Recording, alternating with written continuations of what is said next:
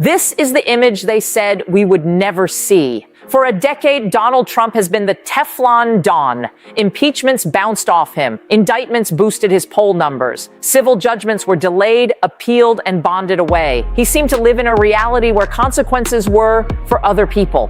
But this morning, Saturday, January 24th, 2026, the Teflon just melted. Breaking news out of New York City has plunged the American presidency into a state of absolute chaos.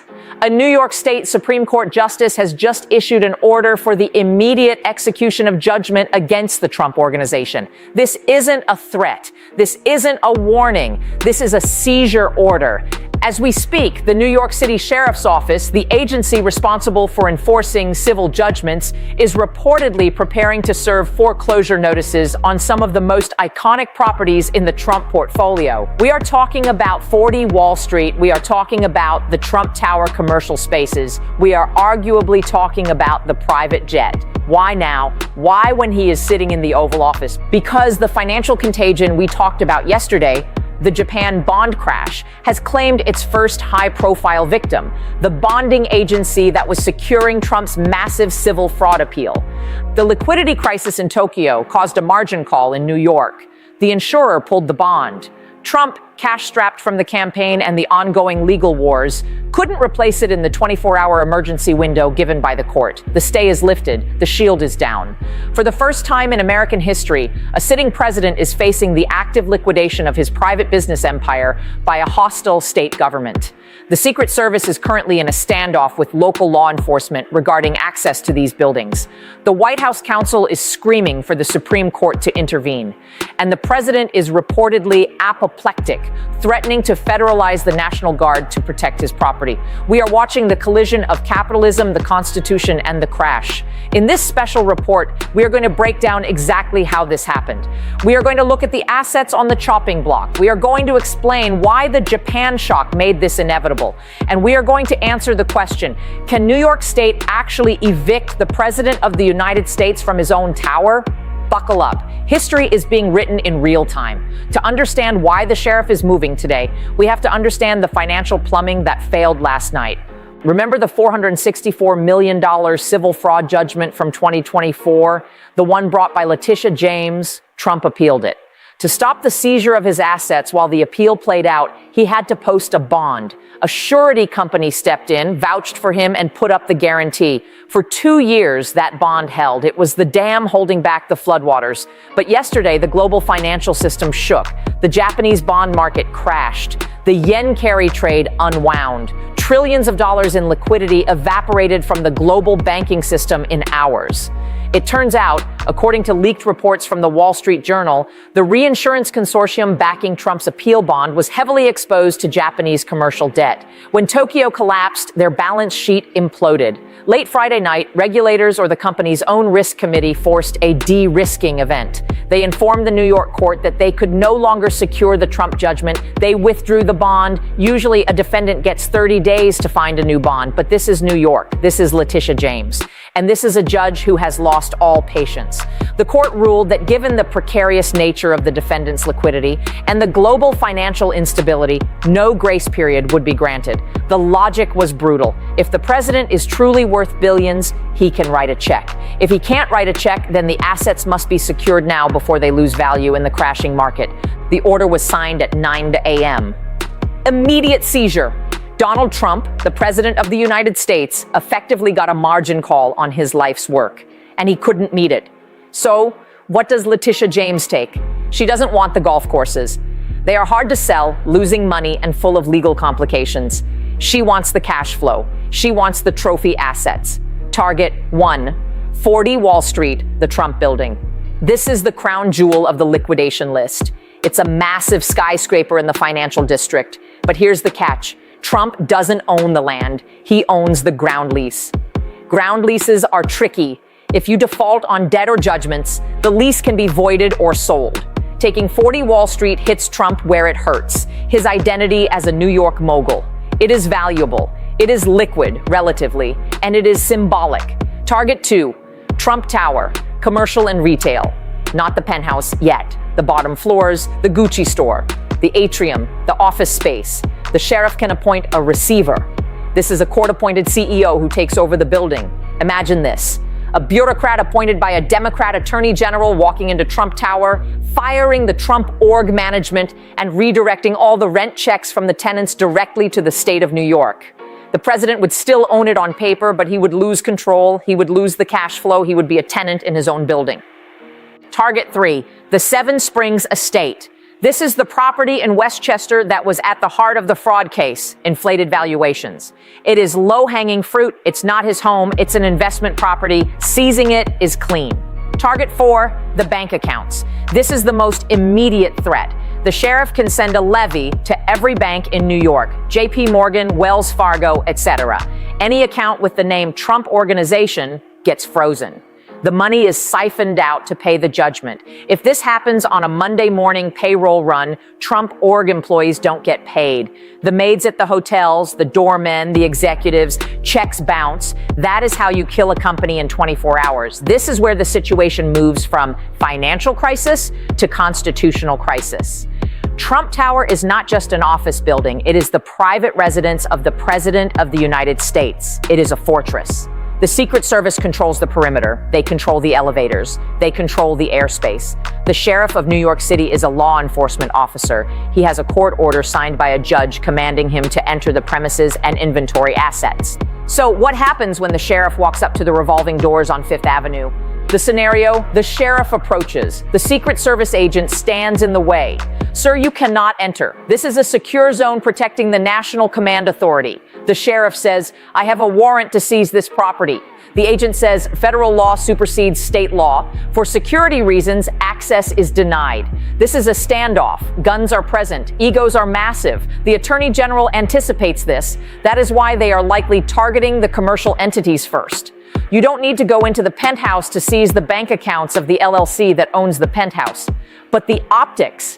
Imagine the news footage of New York State officials pasting seized stickers on the windows of the Gucci store in the lobby of the president's home. It is a humiliation ritual, and it is designed to provoke a reaction. If Trump orders the Secret Service to physically block the sheriff from executing a legal civil order on a commercial business, he is getting into obstruction of justice territory. But Trump will argue they are trying to bankrupt the president to stop him from governing. This is a coup by other means. Sources inside the White House describe the mood as nuclear. Remember, Trump views his net worth as his soul. He views his buildings as his children. To him, this is not a legal dispute. It is a personal violation. He is reportedly on the phone with his new attorney general, whoever replaced the previous one in the recent purges, demanding that the DOJ intervene. He wants the Department of Justice to file an emergency injunction in federal court arguing that a sitting president is immune from civil asset seizure. This is a novel legal theory. The Supreme Court ruled in Clinton versus Jones that a president can be sued civilly. But can he be evicted? Can his business be liquidated while he is trying to run the country? The argument will be distraction. Your Honor, the president cannot negotiate the Greenland Treaty or solve the Japan crisis if he is worried about his furniture being auctioned off on eBay. This is an undue burden on the executive branch. It's the unitary executive theory taken to its financial limit. He is arguing that his wallet and the national treasury are functionally linked because his attention is a national asset. But the Japan crisis makes this argument weaker. The public is seeing their 401ks drop. They are seeing inflation. If the president says, stop everything and save my golf course, the political optics are suicidal. This connects back to the total wipeout poll. If he uses the power of the presidency to save his own fortune while the country suffers, he loses the populist mantle forever. Usually when a billionaire gets in a liquidity crunch, he makes a phone call. He calls a Saudi prince. He calls a Wall Street friend. He calls a hedge fund. Loan me $500 million for 6 months. I'm good for it. But today is Saturday, January 24th, 2026. The markets are broken. The Japanese banks are pulling cash home. The American banks are terrified of regulatory blowback and the crashing bond market. The Saudi put might not be there because oil prices are volatile due to the recession fears. Donald Trump is toxic collateral. Who wants to lend $500 million to a president who is at war with the courts, whose assets are being seized, and who might be impeached if the midterms go badly? The risk premium is too high. This is why the immediate seizure order is so deadly. The judge knows Trump is illiquid. The judge knows the Japan shock froze the credit markets. They struck at the exact moment of maximum vulnerability. It is a coordinated financial decapitation strike. How does this play in Peoria?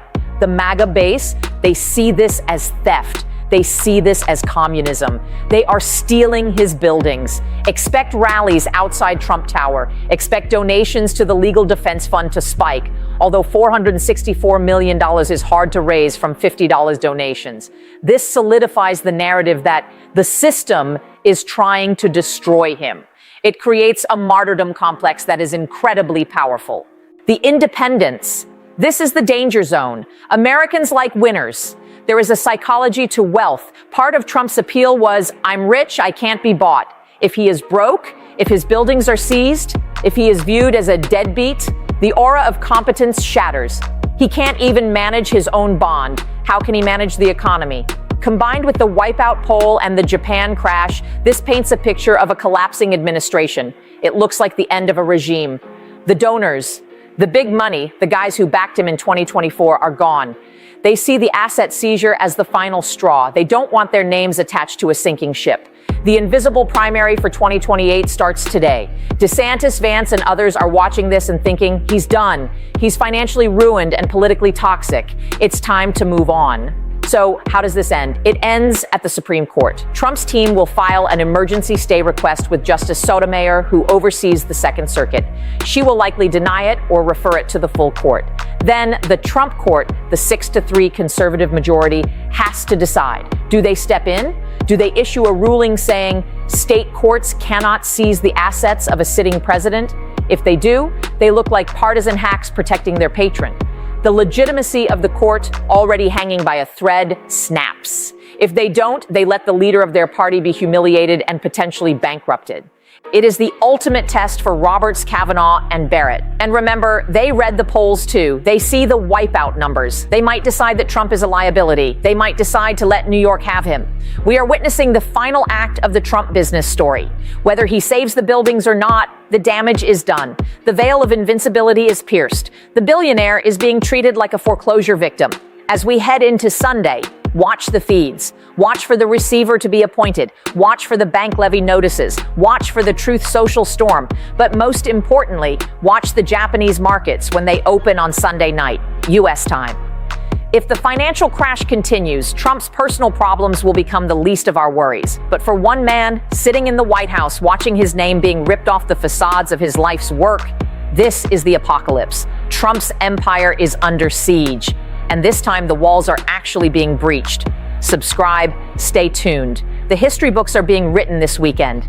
Let's get technical about what a court-appointed receiver actually does, because this is the specific legal mechanism that will dismantle the Trump org from the inside out. In New York law, under CPLR Article 52, a judge can appoint a receiver to administer the property of a judgment debtor. This isn't just a monitor. This is a replacement for the owner. The receiver has the power to collect rents. All the tenants in 40 Wall Street, the law firms, the businesses, get a letter. Do not pay Trump, pay the receiver.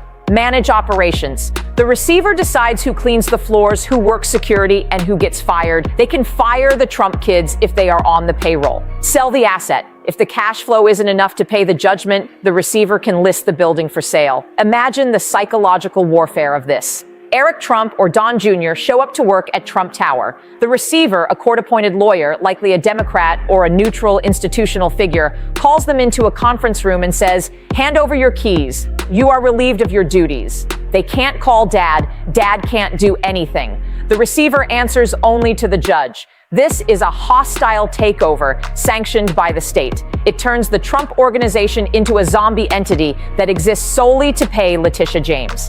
And because these are private companies, LLCs, the corporate veil piercing that occurred in the fraud trial allows this. The Trump brand becomes a tenet of the state of New York. Here is the other shoe that drops. Real estate is built on debt. Trump has loans on these buildings, hundreds of millions owed to Ladders lenders, Axos Bank, etc.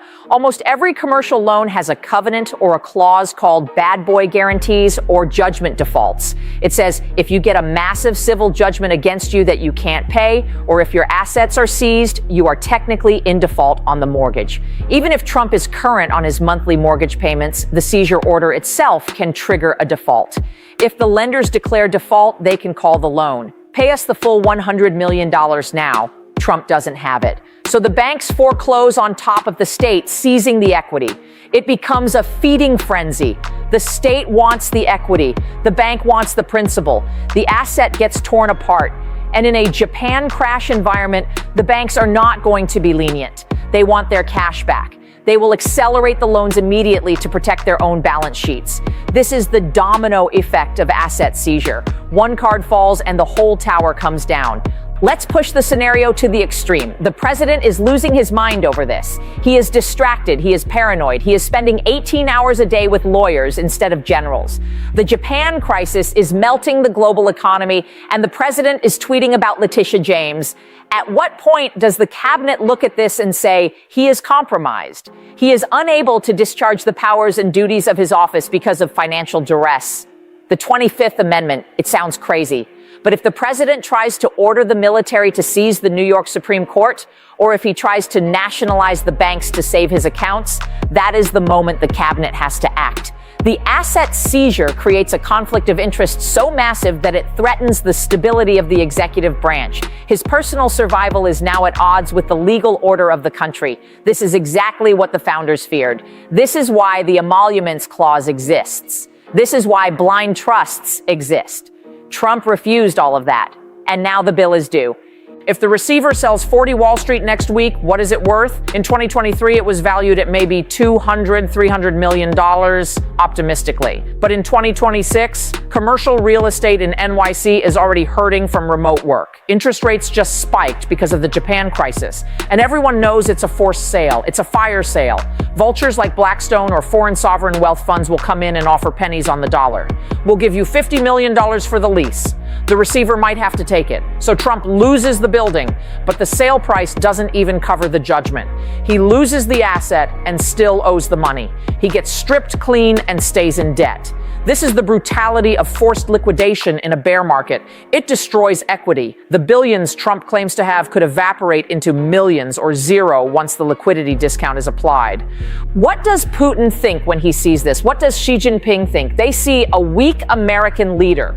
They see a leader who can't even protect his own house. In authoritarian cultures, power is absolute. The idea that a local judge could take the emperor's palace is laughable. They interpret this as American chaos. Democracy doesn't work. Look at them. They are eating their own president. This emboldens them. It makes the Greenland threats look like bluffs. If he can't stop Letitia James, how is he going to stop the People's Liberation Army? The projection of power relies on the projection of stability. The sheriff's notice on Trump Tower is a billboard advertising American instability to the world. Remember the Greenland deal we talked about yesterday? The strategic partnership that relied on U.S. corporate investment. Those CEOs are watching this. They are seeing the Japan crash. They are seeing the president's legal meltdown. Are they going to commit billions to a Greenland project led by this administration? Or are they going to wait and see?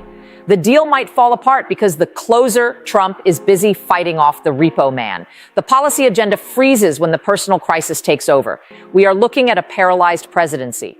Let's talk about the penthouse, Trump Tower penthouse. The gold doors, the Louis XIV furniture. It is his sanctuary. It is his image. Even if the sheriff doesn't enter it today, the legal threat hangs over it.